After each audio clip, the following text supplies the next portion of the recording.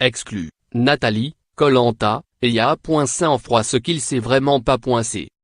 Nathalie n'a pas sa langue dans sa poche. Dans Koh-Lanta, le combat des héros, TF1, celle qui a été éliminée lors du dernier épisode l'a prouvé à plusieurs reprises. Ainsi, aujourd'hui, elle n'est pas en très bon terme avec Yacine. Pour purepeople.com, elle s'explique à ce sujet. Rappelons que Nathalie a été victime d'une supercherie pendant son aventure. Javier, craignant pour sa place, avait fabriqué un faux collier d'immunité en espérant que sa camarade le trouverait. Après avoir été mise au courant par Jérémy, Nathalie avait brandi le bijou au conseil. Alors que Pascal avait confié avoir lui aussi participé à la blague, Yacine était resté muet, ce que Nathalie lui reproche aujourd'hui. À la fin, on essaye de mettre les choses à plat. Certains le font, d'autres pas. Quand c'est fait, il n'y a pas de souci. Sinon, on reste malheureusement déçu, nous lance-t-elle. Et d'évoquer plus particulièrement le cas de Yacine.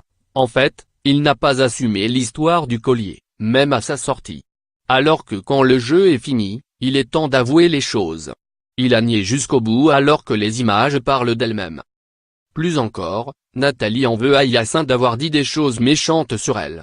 Moi, sauf au moment des ambassadeurs lorsque je l'ai traité de menteur, je n'ai jamais parlé en mal de lui, déplore-t-elle. D'ailleurs, qui pourrait le faire ?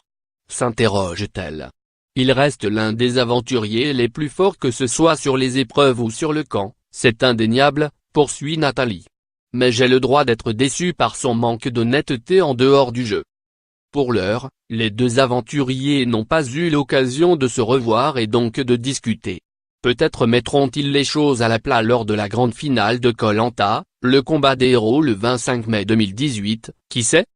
Contenu exclusif ne pouvant être repris sans la mention purepeople.com.